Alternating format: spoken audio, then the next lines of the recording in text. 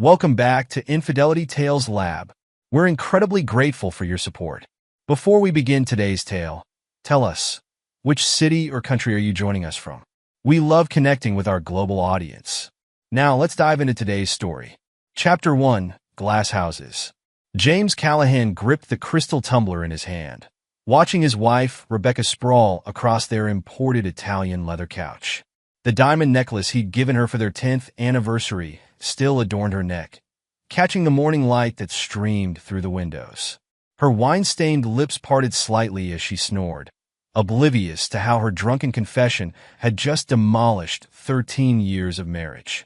The construction mogul's mind raced through calculations, not of building materials or project timelines, but of destruction.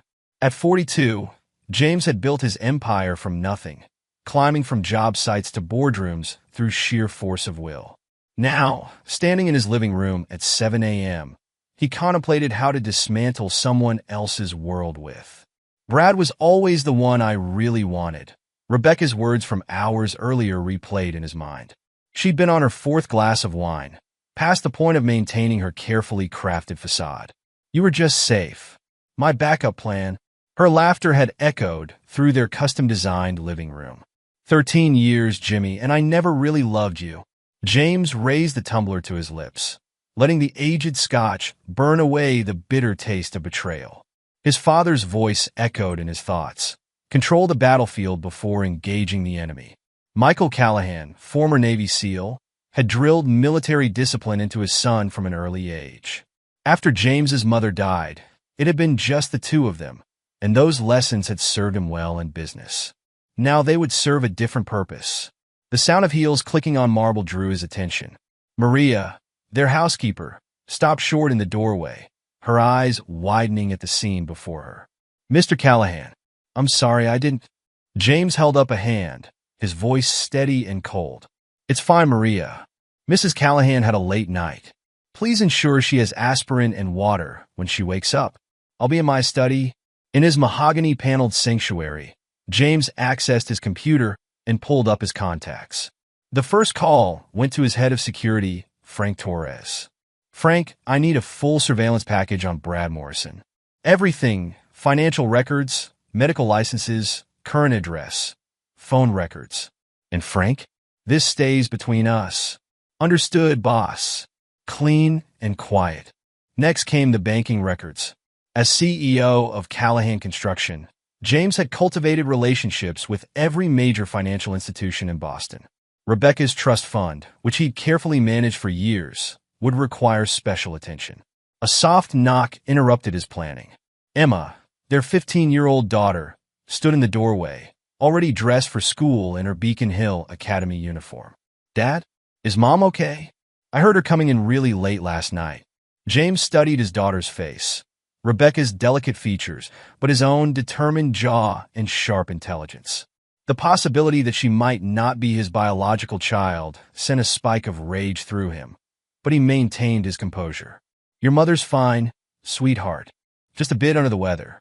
Harrison will drive you to school today. Emma lingered, her keen eyes taking in the untouched bed in the adjacent master bedroom, her father's still-pressed clothes from yesterday. Dad, what's really going on?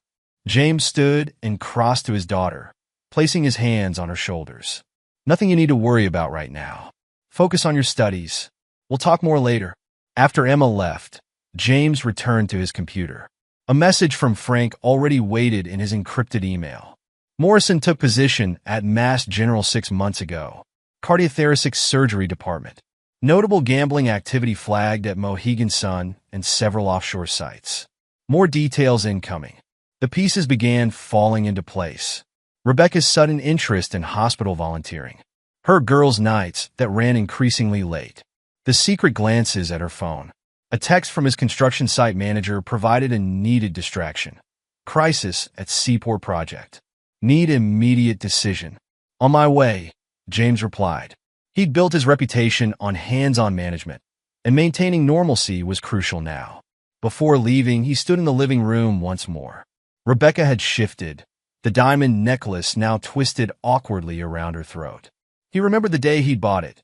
$50,000 at Tiffany's. a symbol of their successful marriage. Now it represented something else entirely: collateral. James pulled out his phone and took several photos of his wife passed out on the couch, the wine bottles scattered around her. Evidence, his father would have called it. Documentation for the coming war. At the front door, he gave Maria final instructions. If she asks, tell her I had an early meeting. And Maria? No calls out from the house line today. Phone systems being upgraded. The housekeeper nodded, understanding in her eyes. She'd worked for James for 10 years and had likely seen more than she let on. Behind the wheel of his Range Rover, James allowed himself one moment of pure, unrestrained rage. His hands gripped the steering wheel until his knuckles turned white, and a single, harsh breath escaped through clenched teeth. Then, like his father had taught him, he locked the emotion away and focused on the mission ahead. The job site demanded his attention for several hours, a dispute over structural steel specifications that required his expertise to resolve. He moved through meetings and inspections with mechanical efficiency, his mind simultaneously processing multiple scenarios for what would come next. During a break, he received another email from Frank. Morrison's gambling debts exceed $2 million. Connected to Danny Martinez's operation. Hospital Foundation finances show irregularities. Sending full report by secure courier. James smiled for the first time that day, a sharp expression that made a nearby foreman take an unconscious step back. Brad Morrison had given him the weapon needed for the first strike. His phone buzzed with a text from Rebecca. Jimmy, I'm so sorry about last night. Can we talk when you get home? He left it unanswered and called Detective Mira Rodriguez instead. They'd grown up in the same blue-collar neighborhood, and she'd risen to head the Financial Crimes Division through the same relentless drive that had propelled James to success. Mira, need to meet. The usual place, 1 hour. The diner where they met hadn't changed since their childhood. Same cracked vinyl booths, same coffee that could strip paint. Mira slid in across from him, her detective's eyes taking in every detail of his appearance. You look like shit, James. Rebecca's been having an affair. Myra's face hardened. She'd never liked Rebecca, seeing through the socialite's polished veneer to the emptiness beneath. How long? At least 6 months. With Brad Morrison. The surgeon? Jesus. Mira leaned back, processing the implications. What are you planning? James stirred his coffee, his voice dropping to a near whisper. I'm going to take everything from them. Not just money or reputation. Everything. James. Mira glanced around the empty diner. You need to be careful. Your position. I built my company from nothing. I could survive anything. They can't. Mira studied him for a long moment, seeing the cold determination in his eyes. You'll need clean intel. Nothing that comes back to you.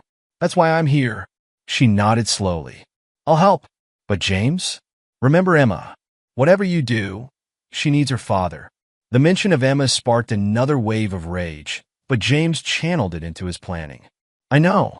She's all that matters now. Back at his office, James began making calls.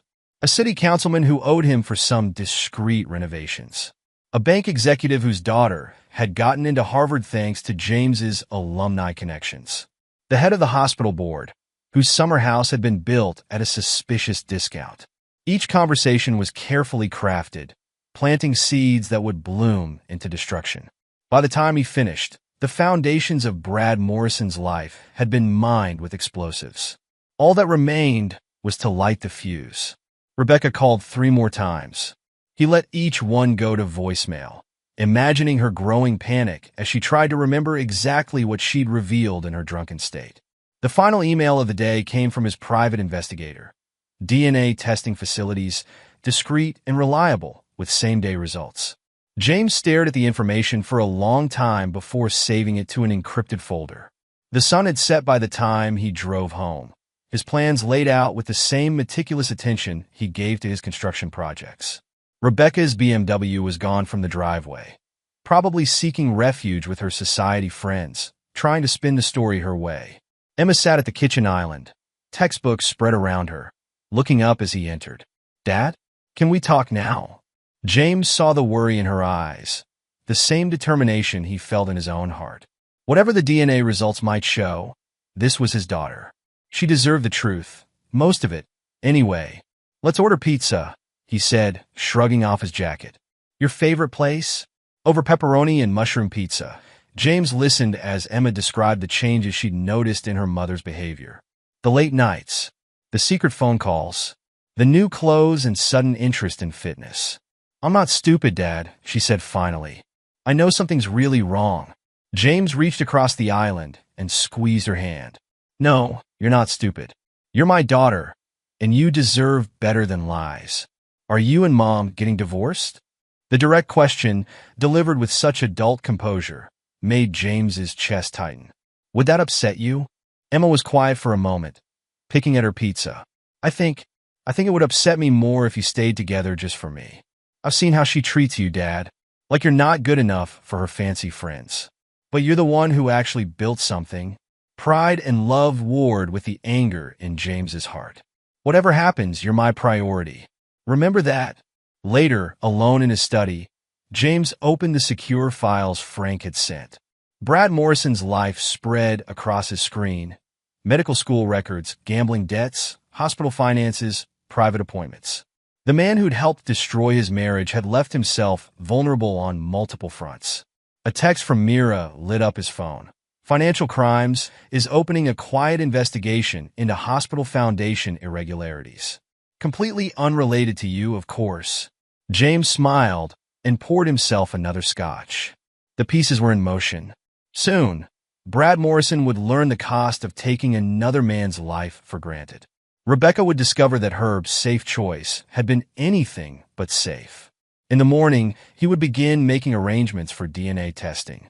But tonight, he allowed himself to feel the full weight of betrayal, to let it forge his resolve into something harder and colder than mere revenge.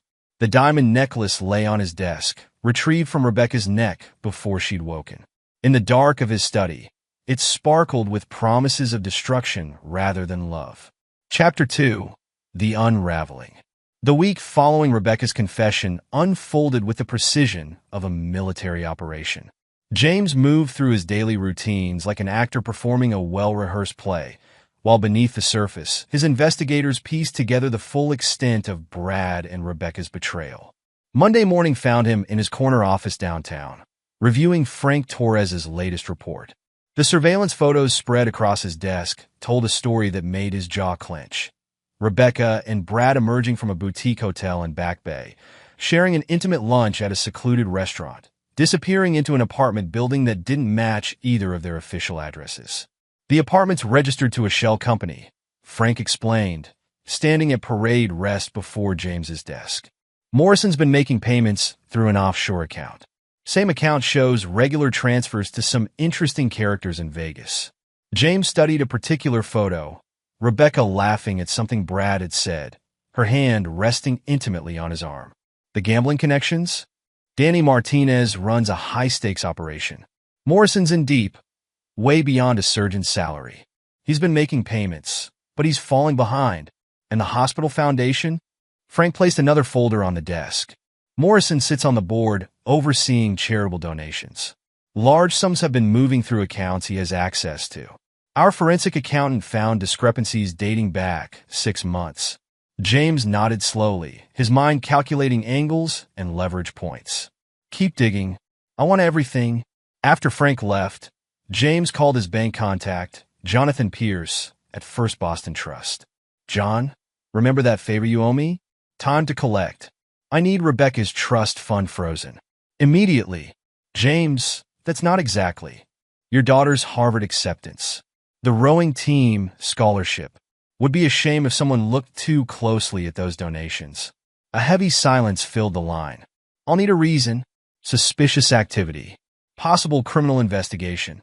Make it official enough to satisfy her family's lawyers. It'll be done by close of business. James ended the call and turned to his computer, accessing the private investigator's portal. The DNA results had arrived that morning. Probability of paternity, 0%. The words should have devastated him. Instead, they crystallized his resolve. Emma might not share his blood, but she shared his spirit. That meant more than genetics. His intercom buzzed. Mr. Callahan? Mrs. Callahan is here to see you. James straightened his tie and squared his shoulders. Send her in. Rebecca swept into the office like a force of nature, designer heels clicking against hardwood, Hermes' scarf artfully arranged around her neck, covering the slight bruising from where the diamond necklace had pressed against her throat during her drunken sleep. Jimmy, we need to talk about what happened. He gestured to a chair without rising. Do we? I was drunk. I didn't mean to tell the truth. His voice remained calm, almost pleasant. 13 years, Rebecca. Why now? She shifted uncomfortably under his steady gaze. It was just, Brad's back in town, and seeing him brought up old feelings. But it doesn't mean anything. You're my husband. Your safe choice. Your backup plan. James reached into his desk drawer and withdrew a manila envelope.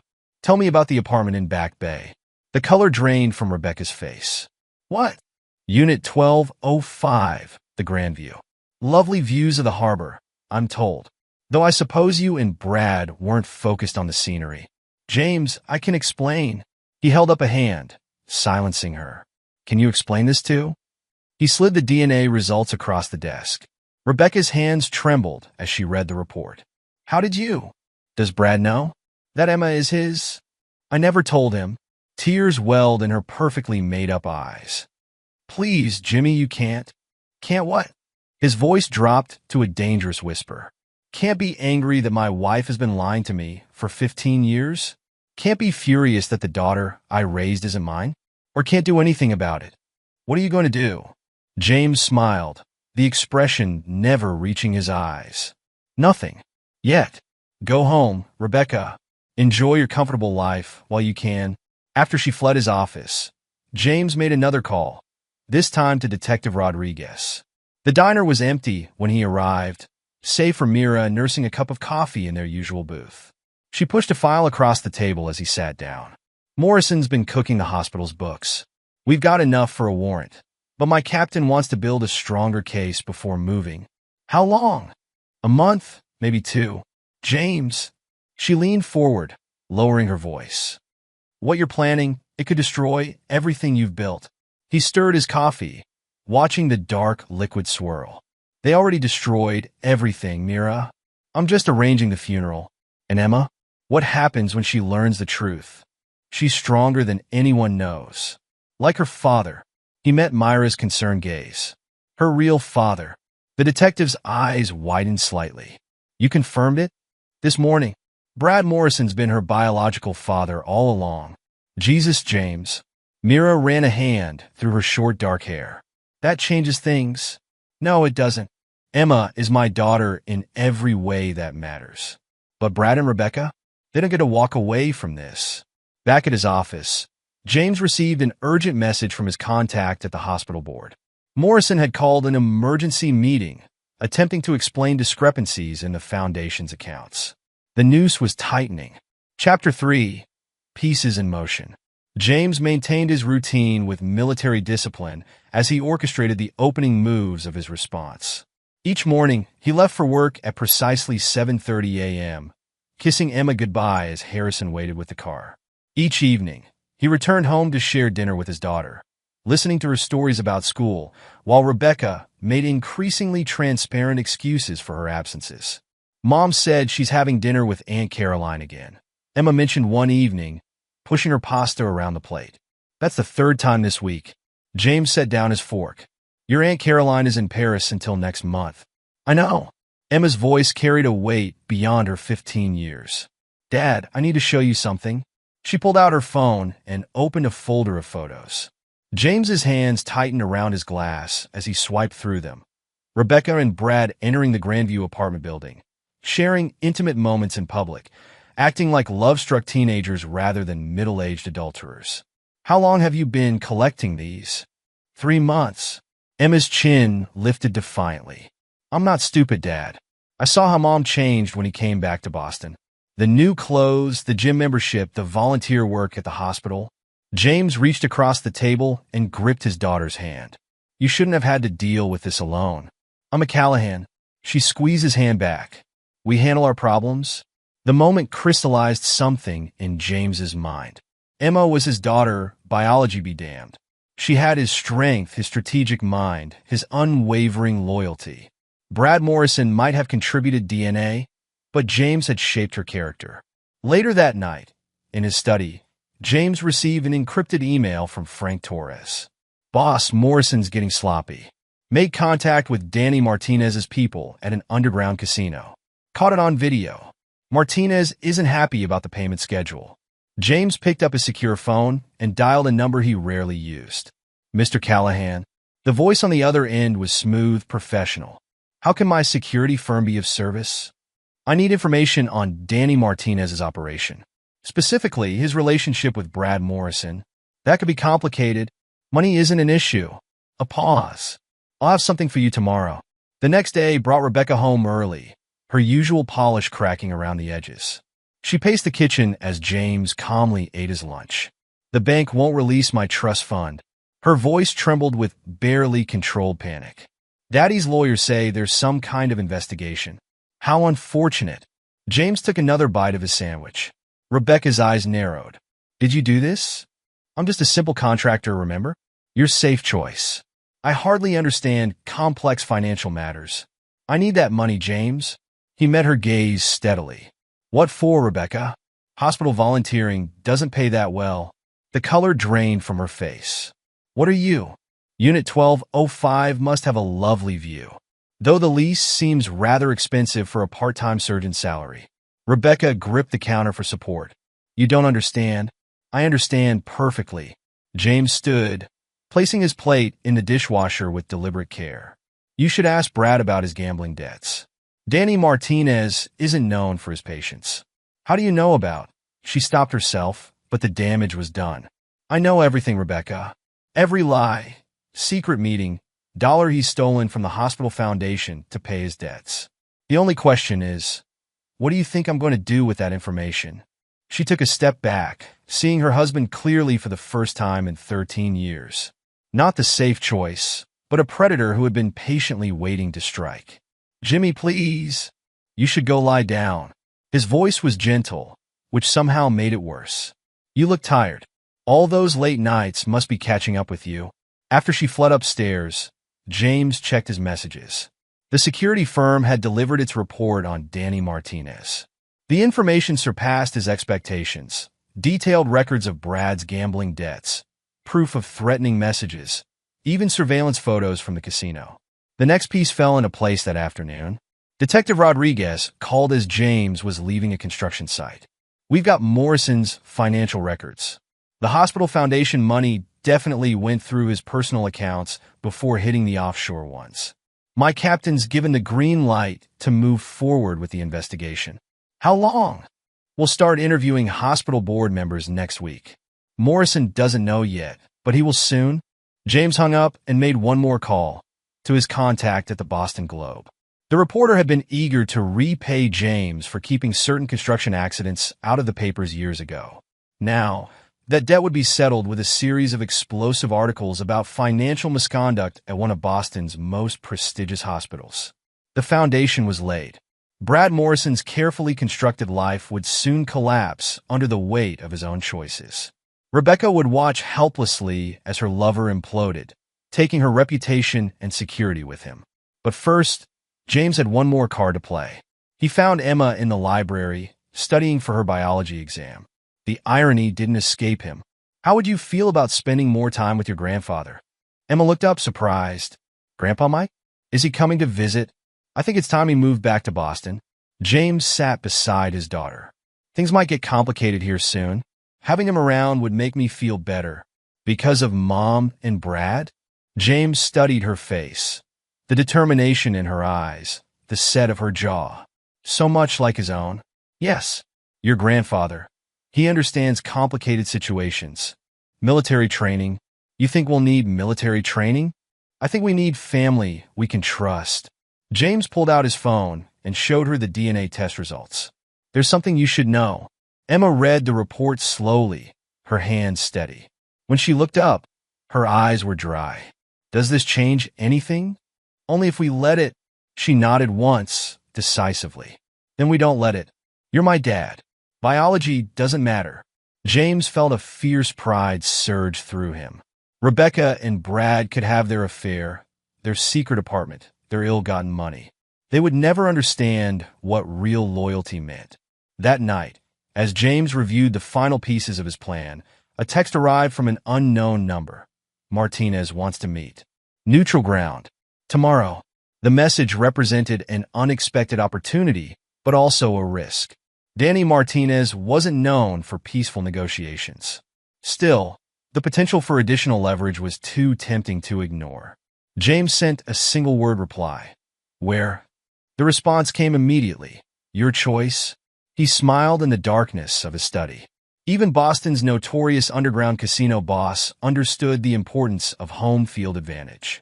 The safe choice wasn't feeling very safe anymore. Chapter 4. Opening Moves. James Callahan sat in his downtown office, watching the morning bustle of Boston's financial district through the vast windows. A month had passed since Rebecca's drunken confession, and now his carefully laid plans were ready to be executed. His computer chimed with an incoming email from his anonymous account. The message contained detailed financial records from Massachusetts General Hospital's charitable foundation, evidence of systematic theft spanning months. With 3 clicks, copies went to the hospital board, the Boston Globe, and the state attorney general's office. Sir? His assistant's voice crackled through the intercom. Detective Rodriguez is here. Mira strode in, her detective's badge glinting at her hip. It started. The hospital board called an emergency meeting this morning. Brad Morrison's attendance required? He's already there, trying to explain away $2 million in missing donations. Mira perched on the edge of his desk. My team's ready to move once the board files an official complaint. James pulled up another screen showing real-time surveillance of the hospital boardroom. Brad Morrison's normally confident posture had crumbled as he faced the stern faces of Boston's elite medical establishment. Look at him squirm, Mira muttered. He's realizing there's no way to hide the money trail. The cancer research funds were particularly sloppy, James agreed, his voice cold.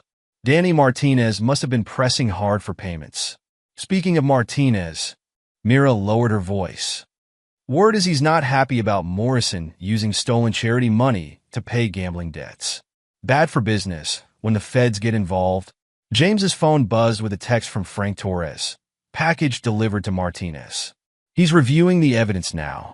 The package contained proof of Brad's embezzlement, along with documentation of his attempts to play different gambling syndicates against each other.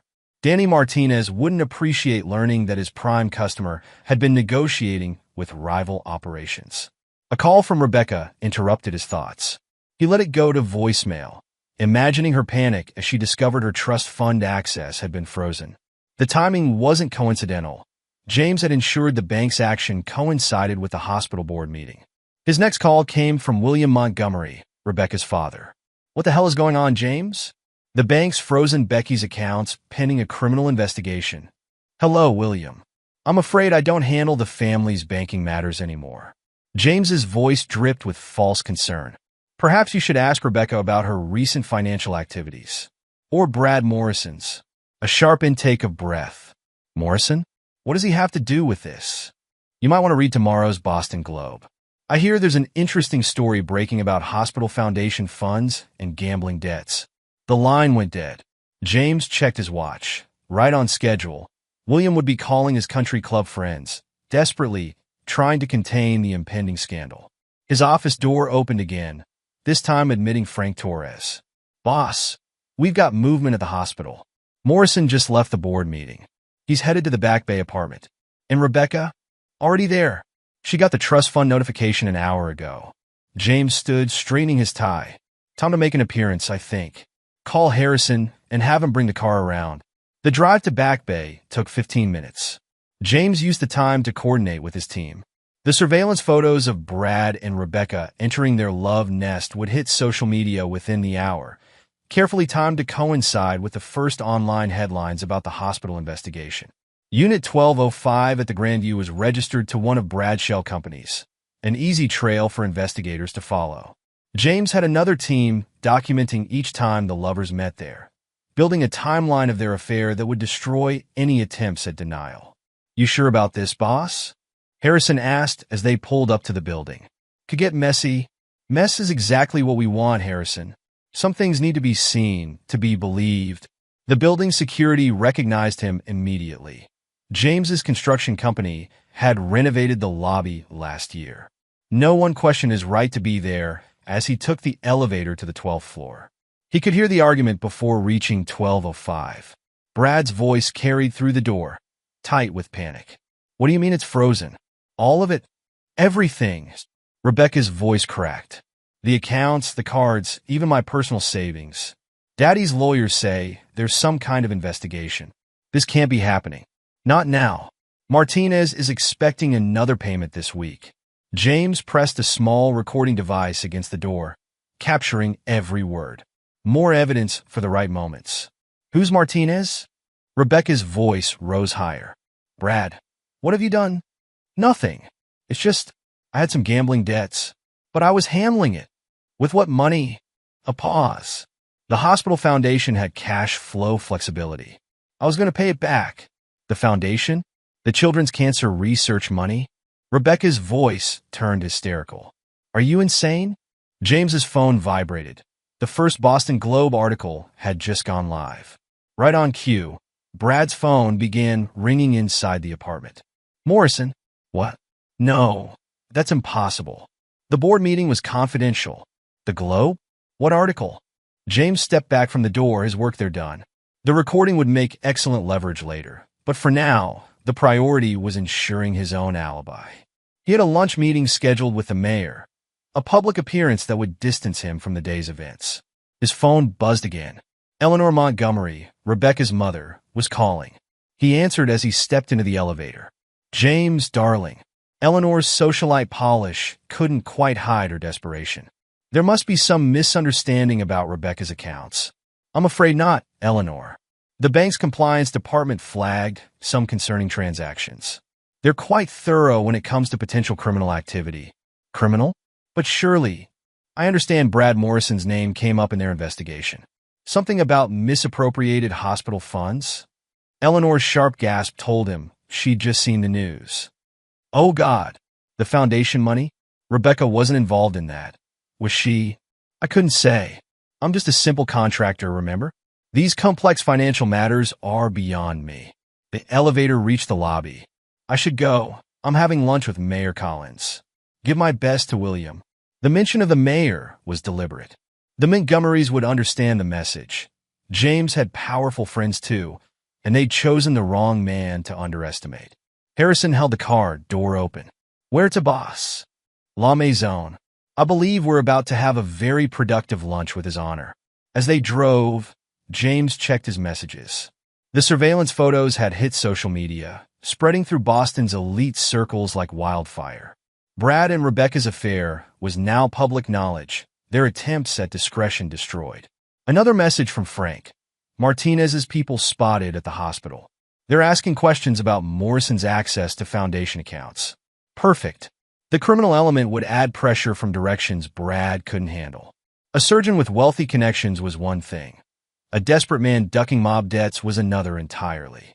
James's phone rang again, Mira. The board filed a formal complaint. My team's moving in to secure the foundation's records. And Morrison's reaction? He tried deleting files when the Globe article hit. Our tech team's recovering everything now. He's not very good at covering his tracks. No, James agreed, watching Boston's exclusive restaurants pass by. He never was. The next text came from Emma. Dad, have you seen the news? Mom's not answering her phone. Having lunch with the mayor, he replied. We'll talk tonight. Don't worry about your mother.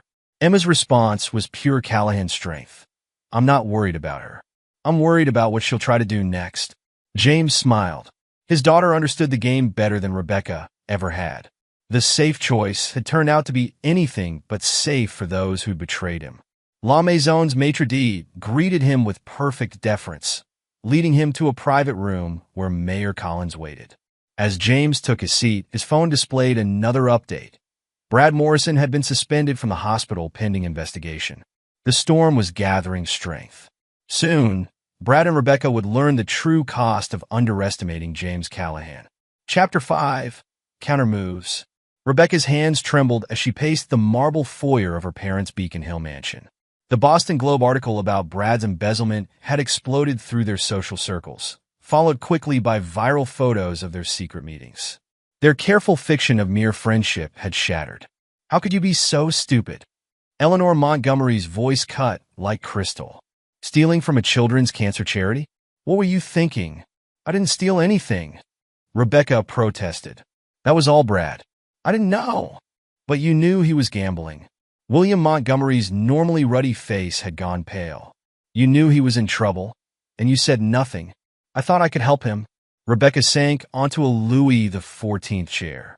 The trust fund, which is now frozen pending criminal investigation. William's hands clenched into fists.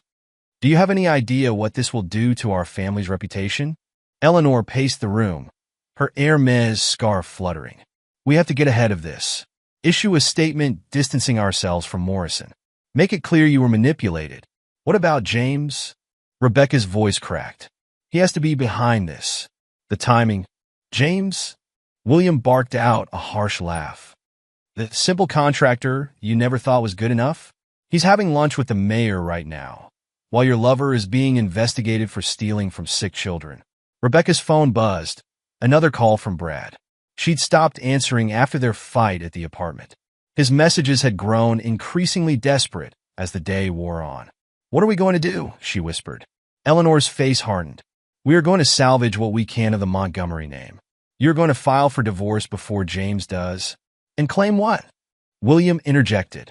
That her affair with a gambling addict who stole from charity was James's fault? Exactly. Eleanor's eyes glittered. We'll say James was controlling, abusive. That he drove her to seek comfort elsewhere. It's our only play. Rebecca's phone buzzed again, this time with a text from Emma. I know everything. Don't try to contact me. Tears spilled down Rebecca's cheeks. Emma, she's another problem. Eleanor began typing on her phone. We'll file for emergency custody. Claim James is unstable, dangerous. He'll fight it. Of course he will. Eleanor's smile was sharp. But the courts favor mothers, and we still have some influence. The right judges, the right experts. William cleared his throat. That influence may be limited now. The Hospital Foundation scandal. Our name is toxic. Then we'll use that. Eleanor whirled on her husband. Paint James as the mastermind. Say he set Brad up, manipulated everything to destroy Rebecca's reputation. Rebecca's hands shook as she pulled up her banking apps. Every account showed the same message. Access restricted pending investigation. Her American Express card had been declined at Neiman Marcus that morning. Her first hint that something was wrong. Then the trust fund notification had come, followed by the Globe article. Now her entire world was imploding. Brad had sworn he could fix everything. Said he just needed time, money, someone named Martinez to be patient. She believed him, just like she'd believed his promises about leaving his wife in college. Her phone buzzed with a news alert. Massachusetts General Hospital suspends prominent surgeon amid financial investigation. The article mentioned Brad's gambling debts, his connection to organized crime figures, and his misuse of charitable funds. It also highlighted his recent personal relationship with Rebecca Montgomery Callahan, daughter of prominent Boston family. They can't print that, she gasped. It's already trending. Eleanor snatched the phone. Twitter, Facebook, those photos of you two are everywhere. What photos? Eleanor thrust the phone back. Rebecca's hands trembled as she swiped through images of her and Brad entering the Grandview, sharing intimate moments at restaurants, looking very much like the adulterers they were. James, she whispered. He must have had us followed. Of course he did. William roared. Did you think he was actually that oblivious? That man built a construction empire from nothing. He doesn't miss details. Rebecca's mind raced through recent memories. James's late nights at the office, his mysterious phone calls, the way he'd seemed almost amused by her excuses for visiting the hospital. He's been planning this, she realized. All of it, and you handed him everything he needed. Eleanor's voice dripped contempt. The affair, the trust fund access, even Emma's paternity. Rebecca's head snapped up. How did you? It's in the divorce petition his lawyers just filed. William waved a thick envelope. Along with evidence of your affair, Brad's criminal activities, and your involvement in his financial schemes. I wasn't involved. You gave him access to your trust fund. William's face was thunderous. Money he used to pay gambling debts while stealing from charity. The optics alone. Rebecca's phone buzzed yet again. Brad's message made her blood run cold. Martinez's men are looking for me. I need money now. Who's Martinez? Eleanor demanded, reading over her shoulder. Brad's bookie, apparently. Rebecca's voice sounded distant to her own ears. He said he owed some people money. William grabbed the phone. A bookie? You got involved with a surgeon who owes money to bookies? He said he could handle it. Rebecca's composure cracked. He just needed help with a few payments until the hospital situation improved. The hospital situation? Eleanor's eyes narrowed. You knew about the foundation money? Not everything. Rebecca wrapped her arms around herself. He said there were cash flow issues, investment opportunities. I didn't know he was actually stealing. William's face had gone from pale to gray.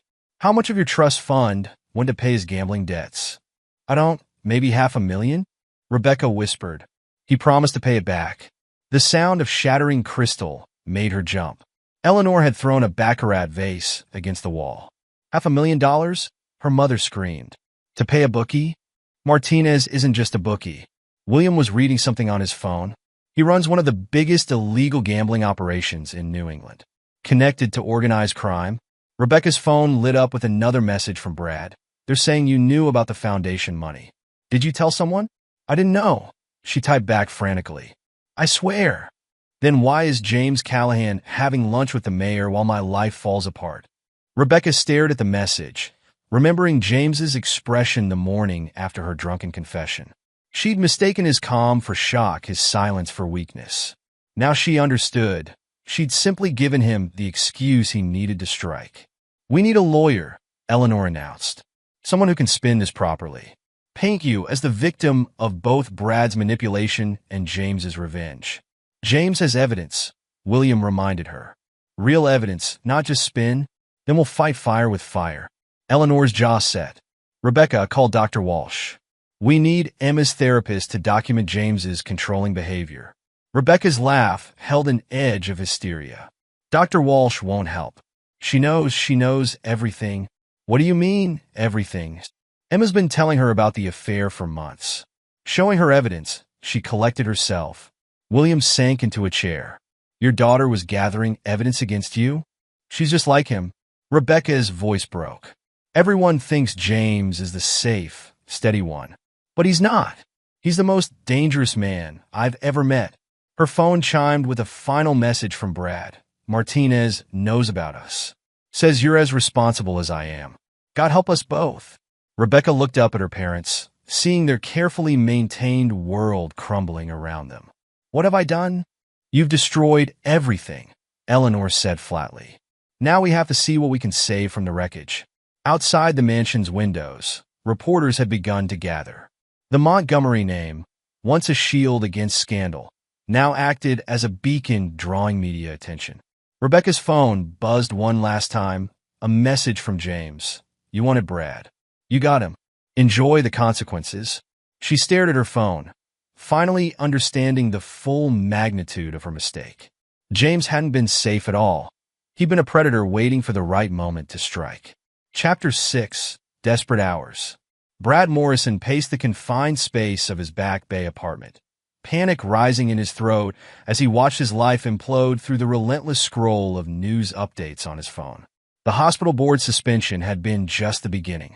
Now federal investigators were combing through his financial records, and Danny Martinez's men were asking questions he couldn't answer. His phone rang, Martinez's personal number. Brad's hands shook as he answered. Danny, I can explain. Save it. Martinez's voice was ice. You've been playing both sides, document. Using charity money to pay gambling debts while negotiating with my competition. That's not. Someone sent proof. Screenshots of your conversations with Joey Ventura's crew. Think they'll be more understanding than me. Brad sank onto his leather couch, bought with stolen foundation funds. I can fix this. Rebecca's trust fund is frozen pending criminal investigation. Martinez's laugh held no humor. You really think James Callahan didn't plan for that? The mention of James's name sent a chill down Brad's spine. What do you know about Callahan? I know he's having lunch with the mayor while my boys watch you sweat. I know he's got enough evidence to bury you 10 times over. And I know you're out of time. Please, you need a miracle document. And I ain't in that business. The line went dead. Brad's phone immediately lit up with another call. Rebecca, they're freezing my accounts. Her voice held raw panic. The foundation money, the gambling. It's all over the news. Your husband's behind this. Brad ran a hand through his disheveled hair. He must have been gathering evidence for weeks. Months, Rebecca corrected. Emma, she knew. She was helping him collect proof. Emma. Brad's gut churned.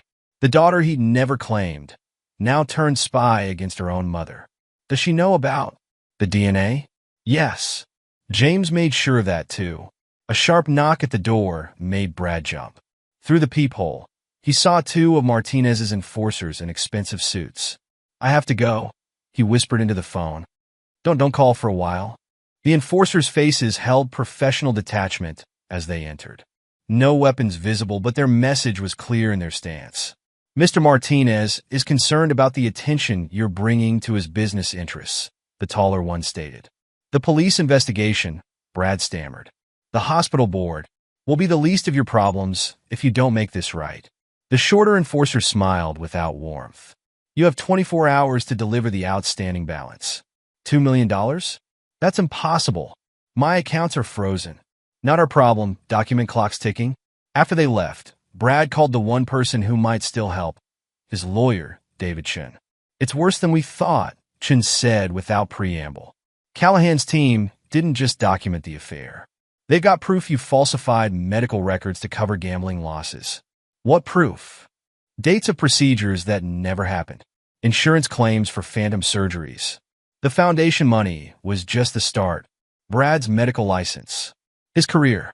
Everything he'd built. Destroyed because he'd underestimated James Callahan's capacity for revenge.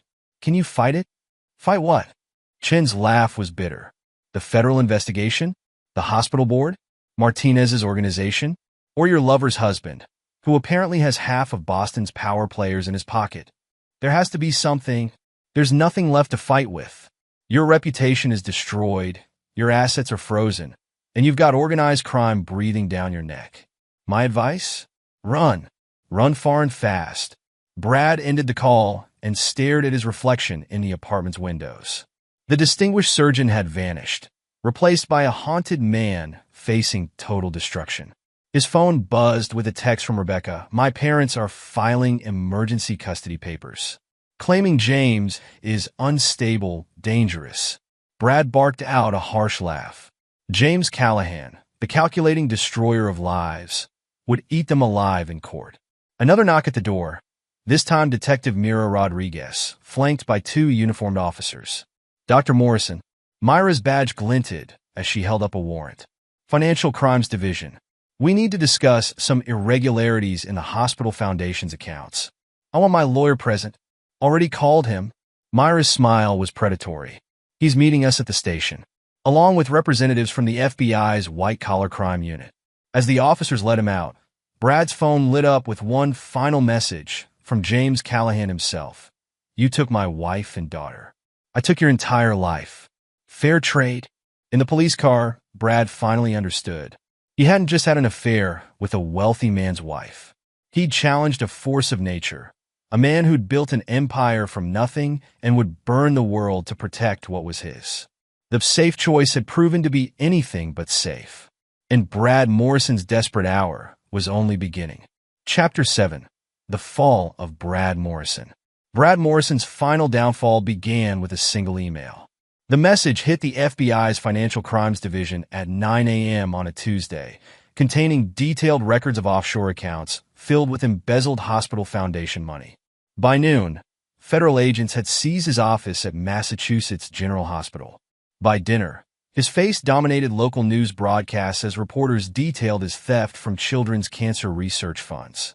Dr. Morrison, an FBI agent, stood in his office doorway, warrant in hand. We need you to step away from the computer. Brad's fingers froze over the keyboard, where he'd been frantically attempting to delete incriminating files. I can explain. Save it for your lawyer. The agent nodded to her team. Secure everything. Each drive, each document. His phone buzzed Danny Martinez's number. Brad let it go to voicemail, knowing what awaited him.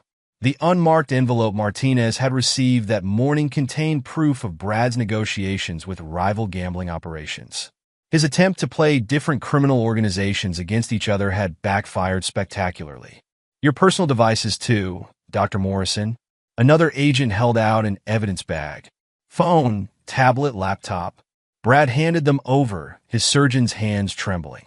Through his office windows, he could see reporters gathering in the hospital parking lot.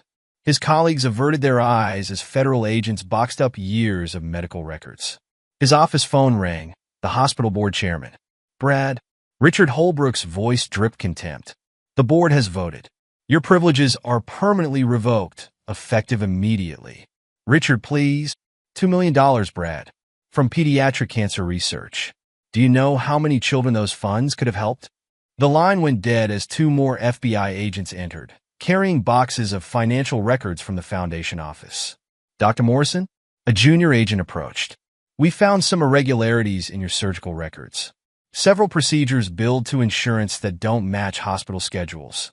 Brad sank into his chair. The fraudulent surgeries, a desperate attempt to generate cash for Martinez's payments. Each false insurance claim, now another nail in his coffin. His cell phone lit up with a text from Rebecca. The Globe is calling my parents. What did you do with the foundation money? Before he could respond, Martinez's message arrived. You played both sides document. Big mistake. Check your email. The email contained photos. Brad meeting with representatives from Joey Ventura's rival gambling operation. The timestamp showed Martinez's people had been watching him for weeks. A commotion in the hallway drew his attention. Local news crews had breached hospital security, cameras rolling as they approached his office. Dr. Morrison, can you comment on allegations of embezzlement? What happened to the cancer research funds? Is it true you used charity money to pay gambling debts? The FBI agents formed a barrier, but the damage was done. His face would lead tonight's news, his crimes exposed for all to see. Another text from Rebecca. My father's lawyer says they're freezing all my accounts. Says you implicated me in the foundation theft. Tell me that's not true. Brad's hands shook as he typed. I needed your trust fund access. Martinez was threatening. You used me? All of this. The affair, the promises. It was about money. I loved you, but the debts? Go to hell. The FBI agent in charge approached his desk. Dr. Morrison, we'll need you to come with us. The U.S. attorney has some questions about these offshore transactions. Brad stood on unsteady legs, watching his career, reputation, and freedom crumble around him. Through the window, he caught a glimpse of James Callahan walking to his car, briefcase in hand.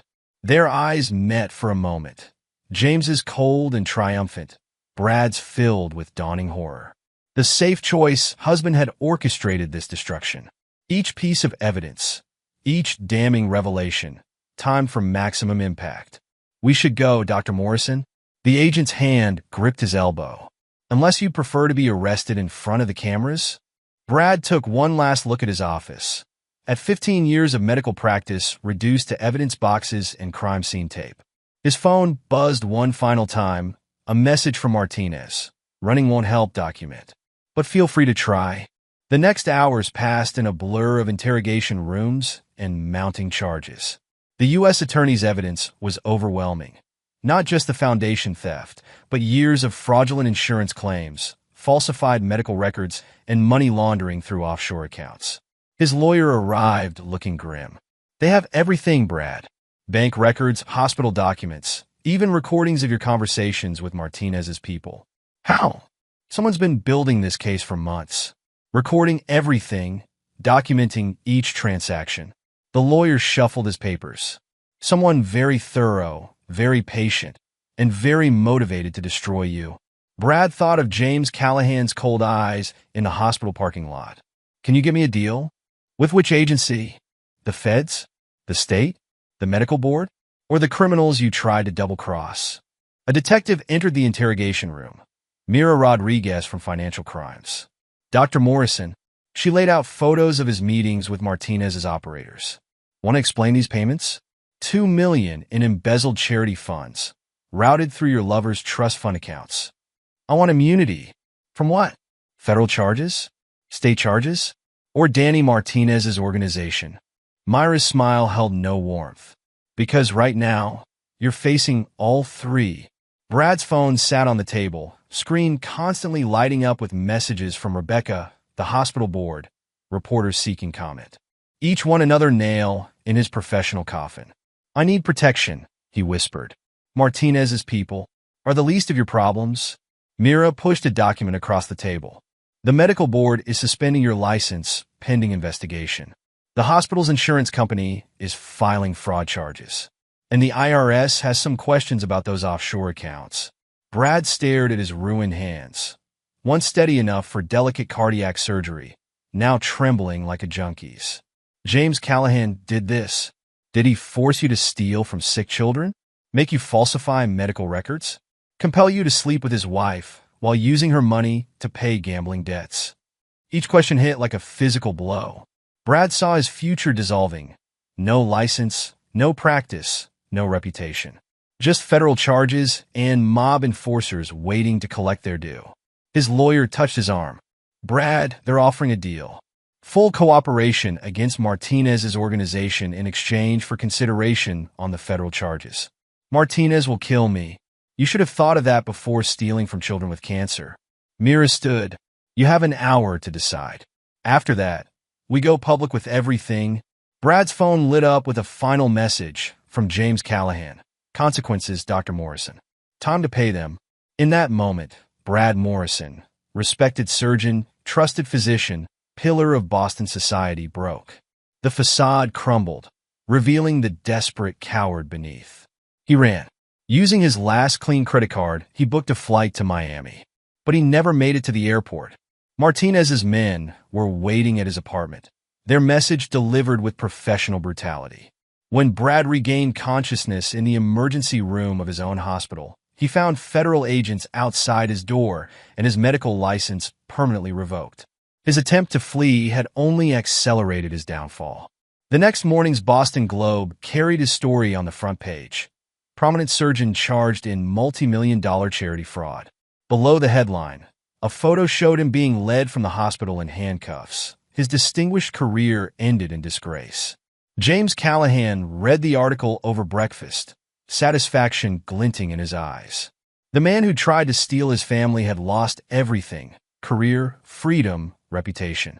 The price of betrayal, paid in full. Chapter 8. Rebecca's Awakening. Rebecca Montgomery Callahan stared at the eviction notice taped to her apartment door, reality finally piercing her privileged bubble. The trust fund that had cushioned her entire life was gone, drained through a series of high-risk investments that had somehow aligned perfectly with Brad's legal troubles. Inside, her few remaining possessions sat in moving boxes, designer clothes and luxury items she could no longer afford to keep. The diamond necklace James had given her was gone, disappeared along with her credit cards and remaining cash. Her phone rang. Eleanor Montgomery, calling for the third time that day. Mother, please. Don't mother me. Eleanor's voice crackled with rage. Do you have any idea what you've done to this family? Your father can barely show his face at the club. I didn't know about Brad's gambling. You knew enough. Running around with a married man, giving him access to your trust fund, letting him drag our name into his criminal schemes. Rebecca sank onto a packing box. I thought he loved me. Loves. Eleanor barked out a harsh laugh. He loved your money, your social connections, your ability to help him avoid Martinez's enforcers. And now he's disappeared, leaving you to face the consequences alone. James did this, Rebecca whispered. He planned it all. James? Eleanor's voice dripped acid. The safe choice you never thought was good enough? While you were playing adulteress with a gambling addict, your husband was building an empire. Now he's taking over the hospital foundation, turning it into a legitimate charitable operation. He's being hailed as a savior while we're social pariahs. Rebecca's phone beeped with an incoming text, Emma's first message in months. Her heart leapt until she read the contents. A formal letter, coldly detailing years of observed betrayal and manipulation. Your affair wasn't a surprise, Emma wrote. I watched you lie to Dad for months. Watched you sneak around with Brad, using the trust fund Dad managed to finance your lover's gambling addiction. You threw away our family for a man who stole from sick children. Rebecca's hands shook as she typed a response. Emma, please. I'm still your mother. The reply came instantly. No. A mother protects her family. You destroyed ours.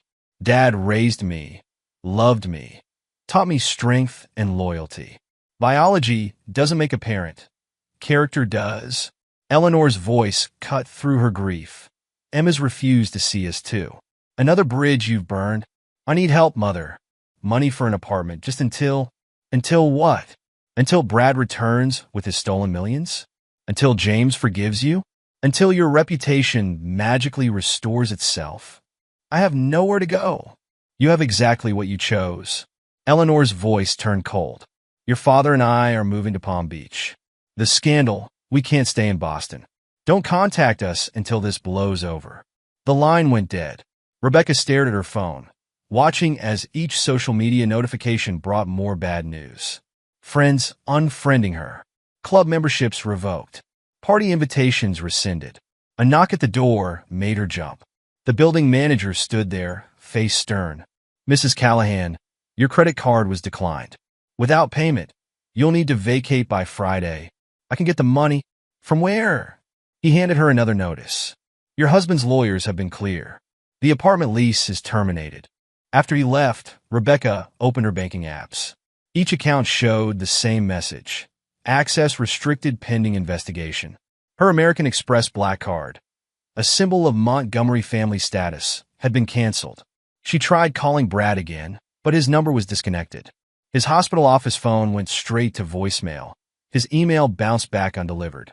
In desperation, she called James's office. Callahan Construction. I need to speak with James. I'm sorry, Mrs. Callahan. Mr. Callahan has instructed us not to put through your calls. Please, it's an emergency. Your emergencies are no longer Mr. Callahan's concern. Good day. Rebecca sank onto the floor, surrounded by the wreckage of her life. The designer clothes seemed to mock her now. Physical proof of the privileged existence she'd taken for granted. Her phone lit up with a news alert.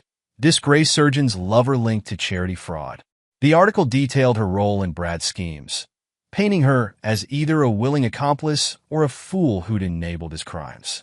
Another text arrived from James. You made your choice 13 years ago. Live with it, the words struck deeper than any physical blow. She'd chosen Brad, the exciting surgeon who'd turned out to be a criminal fraud. She'd rejected James, the safe choice who'd proven to be a ruthless force of nature. Now she understood what real power looked like. Not Brad's superficial charm or her family's social status, but James's quiet, relentless strength. He hadn't just destroyed her affair. He dismantled her entire world. Chapter 9. Phoenix Rising. 1 year after Rebecca's drunken confession, James Callahan stood in his newly renovated kitchen, watching Emma chop vegetables for dinner. The room buzzed with warmth and life, so different from the cold perfection Rebecca had insisted upon. Dad? Emma's voice held a touch of concern. You're thinking about Mom again? James smiled at his daughter, his in all ways that mattered. Just appreciating what we have now. The doorbell rang, announcing Mira Rodriguez's arrival for their weekly dinner. She'd become a regular presence in their lives, her straight-talking nature a refreshing change from Boston society's polite deceptions. Something smells amazing, Mira called out, hanging up her detective's badge. Please tell me it's your lasagna. Emma's recipe actually, James replied. She's becoming quite the chef.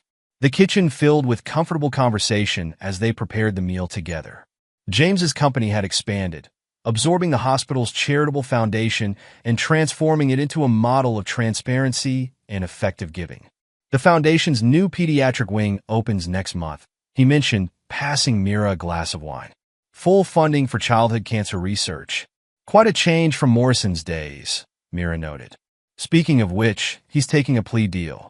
Full cooperation against Martinez's organization in exchange for a reduced sentence. James nodded, satisfaction glinting in his eyes. And Rebecca? Left Boston last week. Her parents cut her off completely. Seems the Montgomery fortune took some hits in recent market movements. Emma's knife paused over the cutting board. Did you orchestrate their financial troubles too, Dad? The market can be unpredictable. James's face revealed nothing, especially when certain investment advisors receive anonymous tips about risk factors. The doorbell rang again, this time announcing Michael Callahan, James's father. The former Navy SEAL had moved back to Boston, his military discipline and quiet strength providing another layer of support to their reconstructed family. "Grandpa!" Emma rushed to hug him. "Did you bring the photos?" Michael pulled out an album, old pictures of James as a child, learning construction at his father's side. Thought it was time for some family history lessons. They gathered around the kitchen island, looking through photographs that traced the Callahan line's journey from working-class builders to Boston power players. "Your father was always different," Michael told Emma. "Quiet strength, they called it, but I knew it was more. The kind of strength that builds empires or burns them down. Is that why Mom's family thought he was safe?" Emma asked. "Because he seemed quiet? They mistook patience for weakness." Michael's military bearing softened as he smiled at his granddaughter. "A mistake your mother and Brad Morrison won't make again." Mira raised her glass. "To patience, then, and consequences, and family," Emma added. "The real kind." James watched his daughter, so much his own strength reflected in her face. The DNA test that had revealed Brad's biological connection meant nothing compared to the bonds they'd forged through loyalty and love. The diamond necklace that had sparked everything now sat in a safe deposit box, along with other evidence of Brad and Rebecca's crimes. Insurance against any future attempts to disrupt the life he'd rebuilt from betrayal's ashes. His phone buzzed with a news alert. The hospital foundation stock had risen again, his management bringing stability and growth where Brad's theft had caused chaos. Another piece of vindication, another victory in the quiet war he'd waged. The kitchen filled with laughter as Emma shared a story from school, her voice carrying the same steady confidence that had helped James rise from job sites to boardrooms. She was his legacy now, not the daughter of his blood, but of his spirit. "You did good, son," Michael murmured, watching Emma with pride. "Show them what Callahan's strength really means." James nodded, satisfaction settling deep in his bones. They'd called him the safe choice, the steady husband, the reliable backup plan. They'd never understood that still waters run deep, that quiet strength could become devastating power when provoked. The price of betrayal had been paid in full. Brad Morrison would spend years in prison, his medical career destroyed, his reputation in ruins. Rebecca had lost everything: money, status, family, even her daughter's love. The Montgomery name carried the stain of scandal, their social position crumbling like the facades of power they'd hidden behind. And James Callahan, the safe choice, had emerged stronger. His company thrived, his influence grew, and his real family, bound by loyalty rather than blood or society's expectations, flourished in the aftermath of destruction. The diamond necklace would stay locked away, a reminder that some debts can only be paid in full measure. The price of betrayal, extracted with the same quiet strength that had built his empire. Epilogue, 10 years later. The Boston Globe's business section headline read, "Callahan Group acquires 10th Hospital, revolutionizing healthcare charity model." James Callahan set the paper aside in his expanded office overlooking the city's skyline, a satisfied gleam in his eyes. At 52, his hair had traces of distinguished gray, but his presence remained as formidable as ever. His empire had grown far beyond construction. After transforming the Massachusetts General Hospital Foundation into a model of efficiency and transparency, he'd systematically acquired troubled hospital charitable organizations across New England. Each acquisition followed the same pattern: identify mismanagement, step in as a savior, and rebuild with ruthless effectiveness. "Mr. Callahan?" His assistant's voice came through the intercom. "Your daughter's here." Emma Callahan strode in, 25 now, and every inch her father's daughter. Her law degree from Harvard hung on James's office wall alongside her MBA. She'd refused to trade on the Callahan name, working her way up through Boston's top firms before joining her father's company as chief legal officer. "The Milton Hospital acquisition is ready," she announced, setting a thick folder on his desk. "Their board didn't stand a chance against our proposal." James smiled with pride. Emma had inherited his strategic mind and unforgiving nature, becoming a feared negotiator in Boston's corporate world. The truth about her biological father had only strengthened their bond, proving that character meant more than DNA. Any complications? Nothing we couldn't handle. Emma's smile mirrored his own. Though you might be interested in one detail, Brad Morrison tried applying for a position there last month. James raised an eyebrow. Did he now? Under a different name. 8 years in federal prison apparently taught him some creativity. She pulled out a document. He's been working as a medical consultant since his release, trying to rebuild some kind of career. And now he's blacklisted from every hospital in New England. Emma's voice held no mercy. I made sure his complete history reached their HR department. No one will risk hiring a convicted embezzler who stole from children's cancer research. James nodded approvingly. They'd watched Brad's downfall from afar. His plea deal, his prison term, his desperate attempts to salvage some piece of his former life. The man who'd tried to destroy their family now lived in a small apartment in Providence, scraping by on consultation fees and medical writing work. Any word from your mother? Emma's face hardened. She tried reaching out last month. Another plea for reconciliation. I had her messages blocked. Rebecca's fall had been complete. After leaving Boston, she drifted between smaller cities, attempting to rebuild some semblance of her former life. But James's influence ran deep, and doors kept closing. The Montgomery family had never recovered their social position, retiring to Palm Beach as virtual exiles from Boston society. Detective Rodriguez called. James mentioned, Danny Martinez is being released next month. Emma looked up sharply. The man who handled Brad's gambling debts? The same, though his organization didn't survive Brad's testimony. 10 years in prison broke his hold on Boston's gambling operations. Think he'll cause problems? James's smile turned cold. Martinez understands the new order. His replacement knows who really runs this city. The intercom buzzed again. Mr. Callahan? Michael's here with Mrs. Rodriguez. Mira entered with James's father, their wedding rings glinting. They'd married 5 years ago, their shared understanding of justice and consequences creating a bond that surprised no one who knew them well. The Milton deal's done?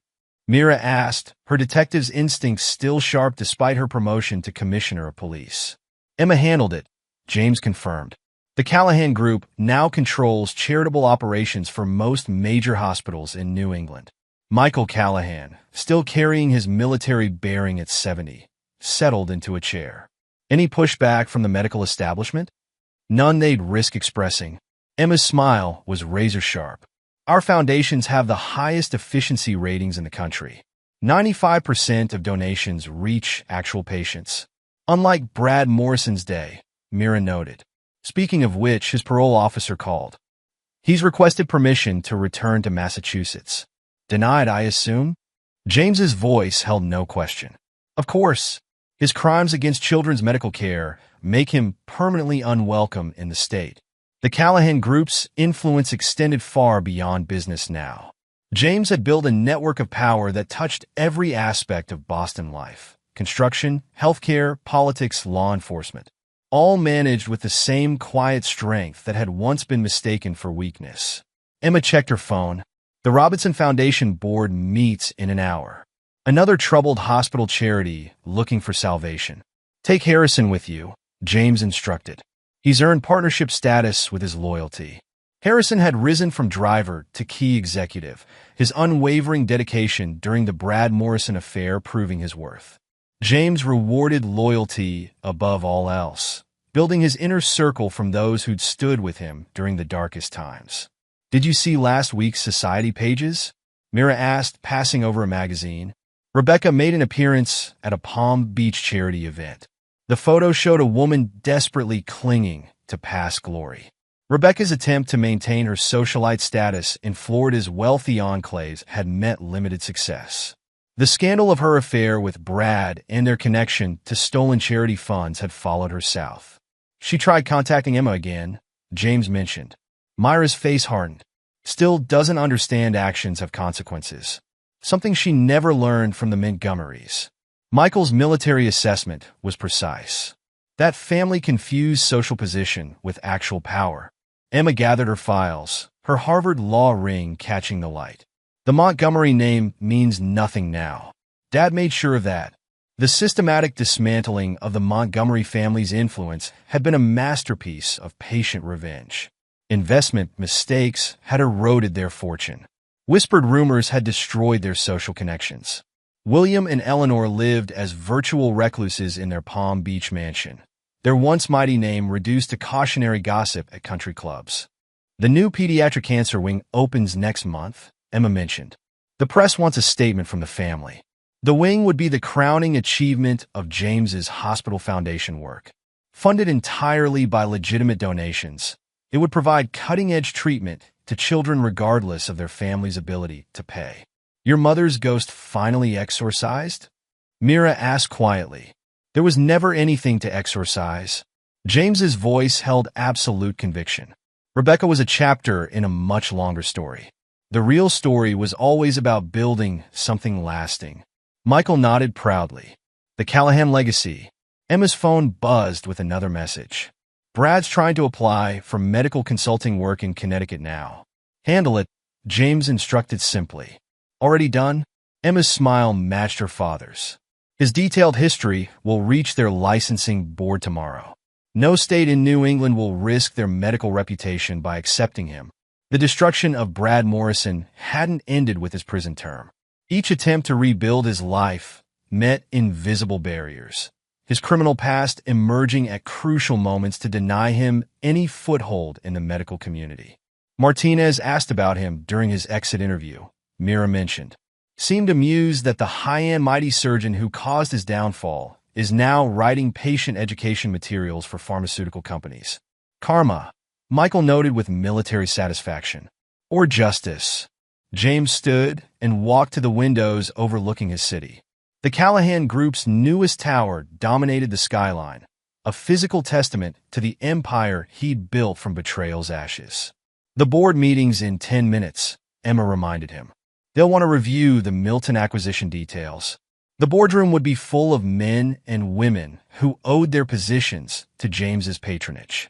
Like his father's military unit, he'd built an organization based on absolute loyalty and shared purpose.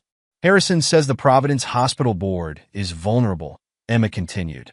Their foundation's showing similar issues to Mass General 10 years ago. History repeating itself? Mira raised an eyebrow. History teaching its lessons. James turned from the windows. Some people learn from others' mistakes. Some have to learn personally. The intercom buzzed one final time. Mr. Callahan? A message from Palm Beach. Rebecca Montgomery Callahan is trying to reach you.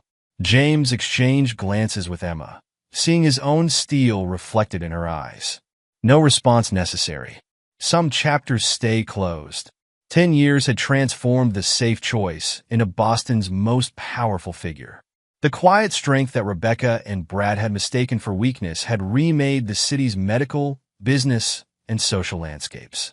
The diamond necklace remained in its safe deposit box, along with evidence of past crimes and betrayals. James never looked at it anymore. Like Rebecca, like Brad, like the Montgomerys, it belonged to a finished chapter. The Callahan Group's new tower caught the sunlight, its windows gleaming with promise rather than reflection. Inside its offices, deals were made, power was brokered, and consequences were arranged. Shall we? Emma gestured toward the boardroom. Time to add another hospital to the family. James nodded, pride warming his chest. His daughter, in spirit if not blood, had learned his most valuable lesson. True power comes not from social position or professional titles, but from the patient strength to build empires and destroy enemies. The safe choice had proven to be anything but safe for those who betrayed him. But for those who remained loyal, who understood the value of family and consequences, James Callahan had built something extraordinary from betrayal's wreckage. In the end, the price of betrayal hadn't just been paid. It had been transformed into an empire built on the ruins of those who dared underestimate a quiet man's strength. And there you have it. Another story comes to an end. What did you think? I'd love to hear your thoughts in the comments below. If you enjoy this story, consider joining our community by subscribing. It means the world to us. For more stories like this one, check out the recommended videos on screen. And I'll see you there.